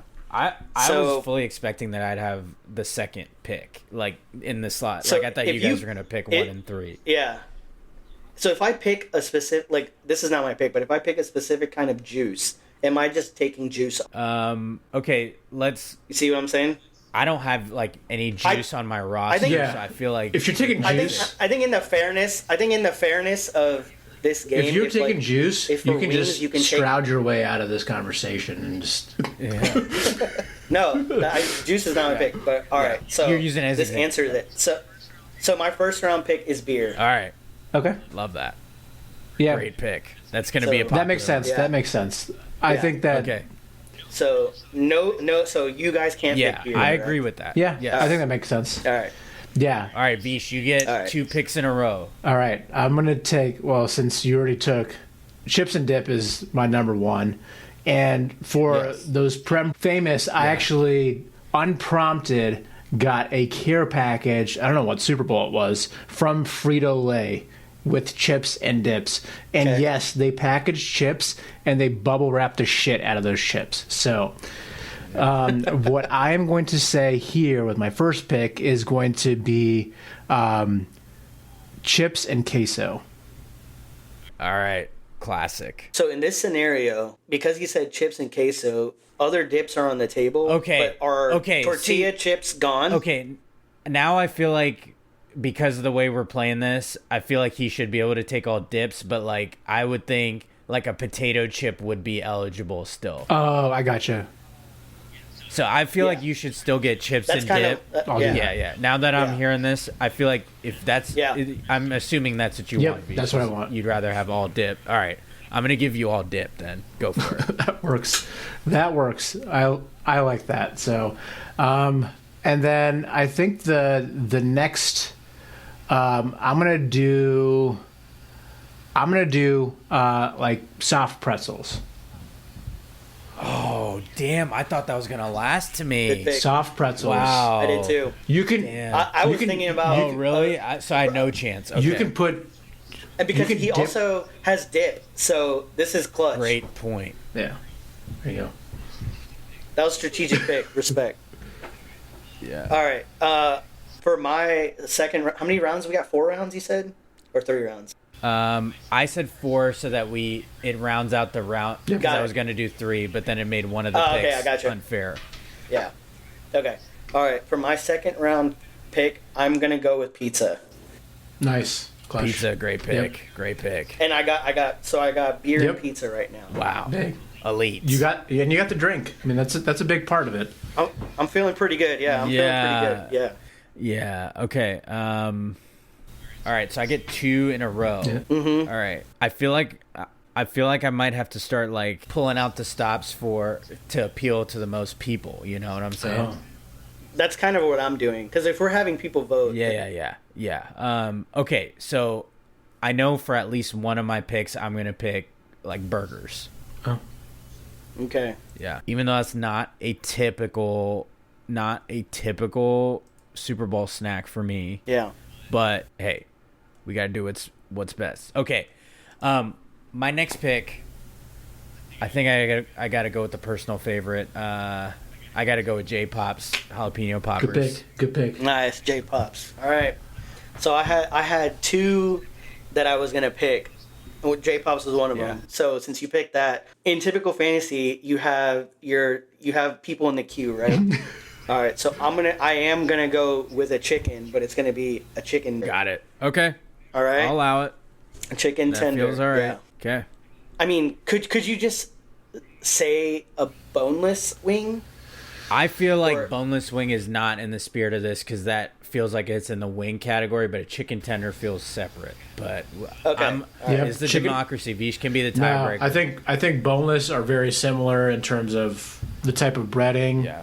Sometimes, depending on the restaurant, Okay. you So I'm gonna give you chicken tenders, but So- yeah, So tender, and I can sauce that shit down. yeah. You don't have many dips though, But I because he's can't. got But I can't have dips. yeah, Correct. tough. It's a tough look. Yeah. All right, Vish. But I can dry rub chicken tenders. Pause. Yeah. Yeah, you can. Big pause. You can see. Big pause. All right, Vish, your last two picks. All right. Oh shit. We're going to go with what I'd call the non-beer cans. I don't know how you want to put it. So like the hard seltzers or the high noons. Okay. Okay. Oh, respect. Got you. Yeah. Okay. The non-beer drinkers. Non-beer alcohols like seltzers. Yep. Yeah, that's what I would kind of Yeah. say. Yeah. Seltzers, ciders, etc. Yeah. All right. And then And your last pick. I'm going to go with French fries. Yeah. I was thinking after I picked J-Pops, like the burgers and fries would have been a smart move by my part, but you know, I got to me, J-Pops are elite. yeah, so. they're Yeah. they don't need a sauce too, which is really nice. So Yeah. And if they did, you have dips I do have dips on your roster. Yeah. Very smart play by you. Now, the one thing missing, I will point out, if we're poking holes in arguments, you don't have a main dish, so you're going full team snacks, embracing team snacks. It's team snacks. Fully. Yeah, we're just hoping I'm not against Yeah. it, me personally. But I do I'm think if we're talking about the burgers and the pizza, like I don't think you're typically not doing like the big slice pizza, right? You're gonna do the square kind. Yeah, it's gonna be like a slider or the big sheet something, pizza, right? And the burgers are gonna be. So I really do think these are all snackable at some point. I mean, It's ultimate grazing holiday. Yeah, It's the Super Bowl, it's- so 100%. Facts. Yeah. Okay, Rush, your last selection for a recap, number one podcast listeners. Rush has beer, pizza, chicken tenders. Oh, and let me recap Vish's 4 picks. He had chips and dip, soft pretzels, non-beer alcohols, and French fries. Those are his 4 completed roster for team snacks. Rush, your last pick to add to beer, pizza, and chicken tenders. So I thought of a couple different ways, but I'm gonna go with the full meal experience and bring a sweet into the mix. clutch, good. And I'm gonna do mini cookies, like a mini variety cookies. All right. So now I'm not like chocolate chip cookies. Like since I get the whole thing, it's gonna be mini cookies, and we're gonna have all them shit: Snickerdoodle, Yeah. chocolate M&Ms. chip, whatever, M&M cookies, you name it, peanut butter. I mean, cookies. as far as I'm concerned, you claim that one. So, like, yeah. Yeah. It would, Yeah. it would feel uncalled for to do. But I want to clarify that it's gonna be a variety cookie bar Got you. I got type situation. Yeah. right. I thought about going savory, but I was like, you know, I got a little sweet tooth. I got the beer, I got the pizza. Respect. I also didn't want more dairy because you know I don't want them bubble guts. You so. don't want. So You didn't want to type take milk. yeah. I got a technicality question, and I mainly just want to disclose that my take, like, if we're power ranking like a Mount Rushmore of football foods, mine's like wings, then nachos. Vish has chips and dip, Yeah. so I feel like nachos goes in his category. Are we correct in that thinking? I would agree. Okay. Yeah, I would. I Okay. think because I would have picked nachos if Yeah. that was Yeah, think- I mean, I- you can't beat a nachi, man. They really are a well. I mean, honestly, it doesn't even have to be a well organized. That's what I like about nachos. Even the most basic nachos are good. Yep. Yeah. It's a hell of a pick. That chips and dips an elite third pick by you. Yeah. Big time. Okay. So I'm gonna stick savory because I find myself like gorging myself, so I usually don't have room personally for sweets. Same. But I love the move by your part. I'm tempted. I'm a big pop drinker and I love pop, but I know most people don't love it as much as I do. It's the nectar of the gods, especially they're not sponsored. McDonald's, Coke, baby. They're not sponsoring us. Throw us a sponsor and I'll endorse it some more. You already know. Are you taking mushroom? Yeah, exactly. Let's go. I'm gonna go with something that pairs with the burger pick and the chicken wings as a side. I'm trying to decide between like a mozzarella stick, but I think ultimately I'm going with onion rings because Smart. they are a complement Love to my Burgers. main two, and they're Burger. great on the side. So I'm going onion rings as my last slot, mostly as a team fit. It's a real glue pick for my team, which is now chicken wings, burgers, J-Pops, jalapeno poppers, and onion rings. So, number one podcast listeners, you have a task. It's going to be on the socials. We need you to weigh in. Should we do some honorable mentions too? I think we need to. Yes, I've named some as I went, but do you guys have any honorable mentions you guys were wrestling with? I have one glaring missing that I tossed it up between the pizza, and I knew none of y'all would pick it because y'all aren't Texas like me, was tacos. Tacos is an easy thing to kind of knock out, but I was like, it's too much work. Yeah. So I want grab and go. Yeah. So not super popular in the Midwest. Shout out obviously, tacos. But you guys have more of a reason because you have good ones at your disposal more so than we do. But Yeah, I think. Vish, you got any? I think from a snack perspective, would be popcorn is the only honorable mention that. Yeah. Shit. It's one of those where if you don't like the sweet, you'll probably grab a bag of popcorn, especially if someone has one of those things that you can just, the homemade poppers or whatever, not like the bad that you have to put in the microwave or anything like that. It's kind of where. So I think popcorn is probably one of the things. I think to your point, you could have taken pop or you could have just taken non-alcoholic drinks, and I think that could have covered a whole slew of it. But I just don't. But for a Super Bowl party, shout out to Juice. One honorable mention.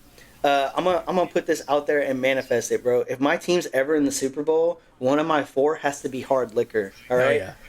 I'm not ready for that day. So if CJ Stroud ever gets it together, if Coleridge Stroud ever gets it together, I will need a bottle of Hennessy. To take me through. You gotta get the LeBron one. Channel goat. The LeBron Hennessy specifically, yes, sir. I do have an honorable mention that's very nostalgic to, especially me and Vish, but pinwheels. Pinwheels. Yeah. Like all right. The tortilla that you roll and cut into bite-sized cream pieces. cheese. Very nostalgic for. Yes. People do different fillings. I've made them before for Super Bowl parties because of the nostalgia, but it's kind of like a deep cut. So I'm like, that's going to be a tough one to convince people of. So. Yeah, I think like sub sandwiches or sandwiches, it's kind of along the burger line. Like if you don't like, but I think that's the big. The other one I was weighing some is range like potato sandwich. chips. But it felt kind of a cop-out because you got chips and dip, and I feel like that could encompass like a potato chip with like a ranch dip, like that type of angle. Sure. But I'm a big like salty snack person. But pretzels. Yeah. Some people actually like regular pretzels too, like to be able to snack on. Yeah. No, but you can't beat the. For me, you made the right pick. That combo of a soft pretzel with cheese. I really thought that was gonna last for my second pick because I was like, nobody's gonna. My wife makes fun of me because it's like a guilty pleasure of mine. My wife. My wife. I thought about taking pizza too, so there you go. Number one podcast listeners, here again is your roster. It's going to be on social media. It's going to be, if you're listening on Spotify, I'll put it in as the vote. You can see it in the caption of this episode. Vote on which Team Snacks roster is the best. Again, I'll go over the picks. My roster is chicken wings, burgers, jalapeno poppers, and onion rings. Rosh, yours was beer, pizza, chicken tenders, and a variety / a bar full of mini cookies. And Vish's was chips and dip, soft pretzels, the non-beer alcohols like your seltzers, your ciders, etc., and French fries. So those are your rosters. Vote on which roster you think is best. I know a lot of you out there are Team Snacks, so chime in, see how we did. What did we miss? What are the glaring omissions? I know we're missing something. I know there's people out there that Mozzarella sticks. Had to do mozzarella sticks. That was one I was weighing at the end, like I said. But what are the big ones we missed? How'd we do? And vote on your favorite one. Hopefully that was fun for a number of podcast listeners. Maybe you're yelling at our picks and our contemplations, but regardless, those are our rosters. I'm feeling pretty good. Yeah. Honestly, it really is a tough vote. Even I'm looking at these and I'm like, I'm in for all of these. I am. I'm the same way. So I can. You can go with any one of us, and you couldn't be wrong. Yeah. Usually when people do these, there's like a glaring that one sucked. Like they missed a lot of them. And I think we did. We covered this pretty well in well-balanced rosters. So I think if someone picked like carrots or celery or something, they fuck out of here with that. Oh, vegetables. We missed vegetables and fruit, I guess. Oh, I got to.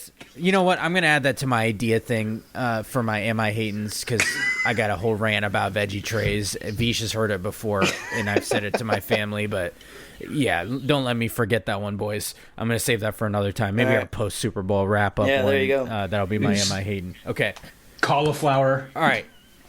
Yeah, fuck out of here. Cauliflower wings.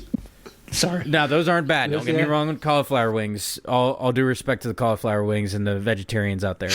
Okay, guys, let's move on to what you feeling. I'll go and go first, and I'll get what you guys are feeling lately.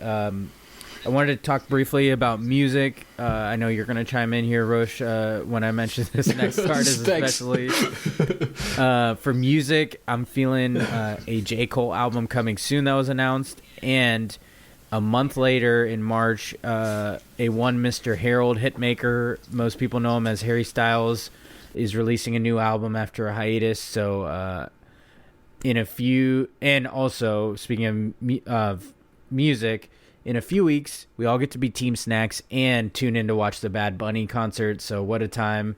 Can't wait to watch that and see what he does at halftime of Super Bowl 60. But my official what I'm feeling is that I'm especially feeling my sons turning 4 and 2. My older son already turned 4. The other one turns 2 very soon. It is truly the best getting to watch them grow up and bond the way that I always had with Vish, my big brother, and all my cousins, led by, as I mentioned earlier, Rosh is the leader of our cousin group. So it truly is the best watching them have the dynamic that so reminds me of my childhood, my life now, but especially since they're at that age, my childhood. Kids, I had this, I thought this one up, but kids are this beautiful, poignant timestamp for how fast life moves. And I think a lot of my algorithm covers that stuff. So I'm trying to do what I can and stop and smell the roses every once in a while, really breathe in the moments, especially after talking to more experienced parents and how fast it goes and how much they'll always tell you to cherish the moments. I'm trying to do that as best as I can. But the fact that they're 4 and 2 already feels crazy enough. So I know the parents out there feel the same way.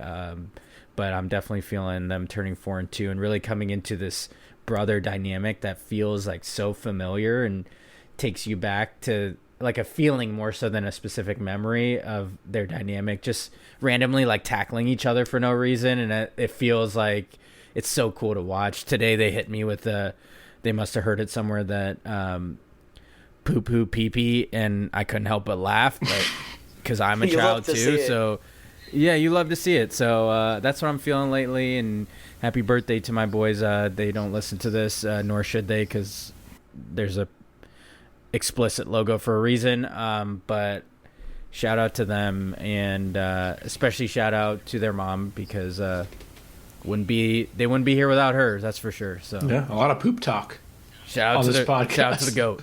Who wants to go next? I'll go next. I just woke up because you mentioned J. Cole. Damn. But I also woke up because you said poo poo pee pee, and I am also a child. So in the spirit of shit covered ass and all that. But yeah, honestly, I like what you said, because I was just in Houston this past weekend. And I was there again over Christmas because both of my nephews had their birthdays. So just seeing them grow up is like really cool. And like you said, it's weird to see other kids living like the lives that we lived growing up. And it's a cool little full circle moment. Also feeling I talked about this last time, rewatching Lost has been such a treat. We just finished season 5 out of 6. So we're almost to the finish line, and if anyone has show recommendations on like long form shows, I think that really hits home with my wife. She likes the long con. So Oz has always been on my list, but I don't know how much prison rape I want to consume.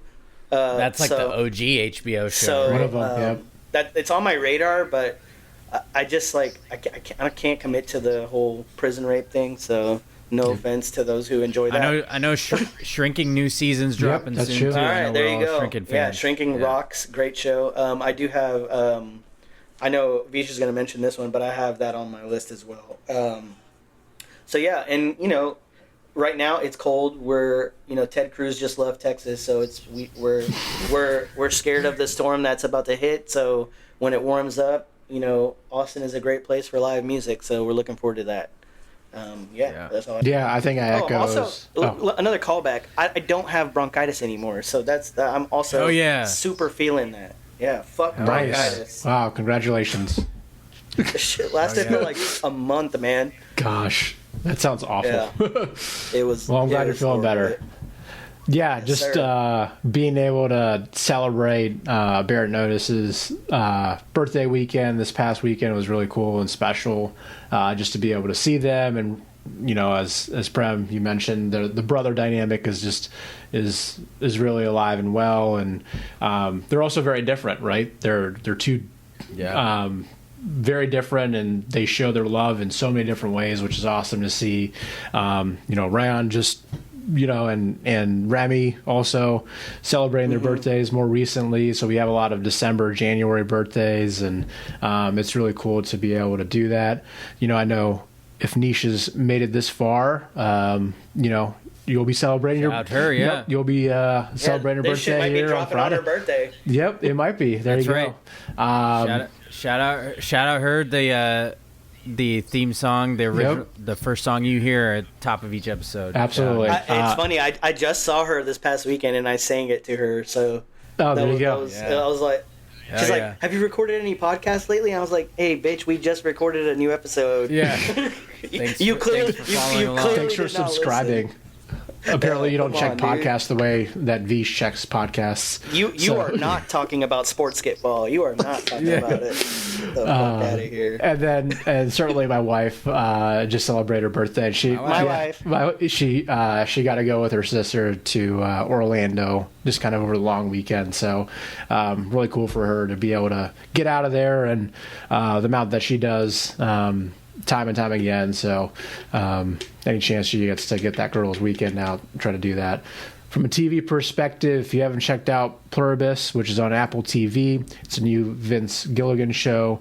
If you don't like Breaking Bad or Better Call Saul, then you probably should stop listening to this podcast.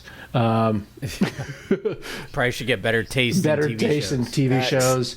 I haven't seen Lost in probably a couple of years, and I don't know if this is your third or fourth watch, Roche, but that show has it's my so third many watch, it has so many different nuggets for for all these shows, especially the ones that are a little bit more involved and have these like little Easter eggs that are there, because Lost is all about those Easter eggs. Yeah.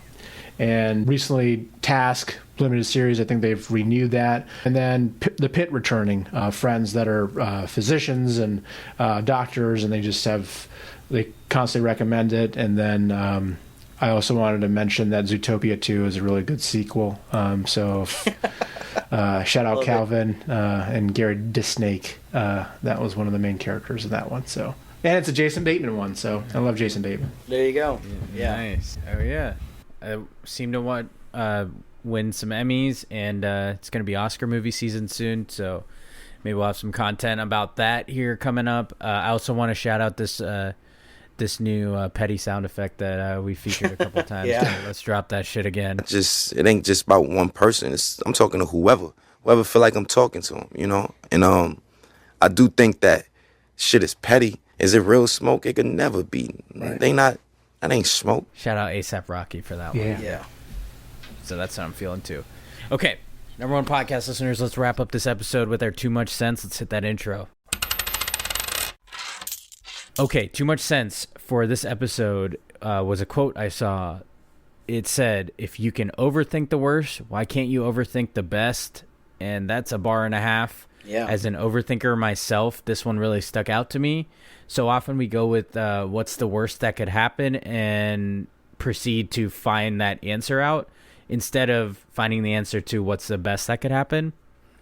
We're not out here endorsing toxic positivity. Don't get us twisted here, but just reframing scenarios that may lead you to a better headspace here. That's the goal. So if you can overthink the worst, why can't you overthink the best? And that's what I'll leave you with, number one podcast listeners. Vish, Rosh, thank you both for joining me in this special newest edition of Team Snacks and a microphone therapy for you two. Yep. Yeah. It's used to number one podcast listeners are used to me raising my blood pressure for your entertainment, and this time it was the two of them dropping gem after gem of analogies and ones that'll live forever. So One's gonna live forever.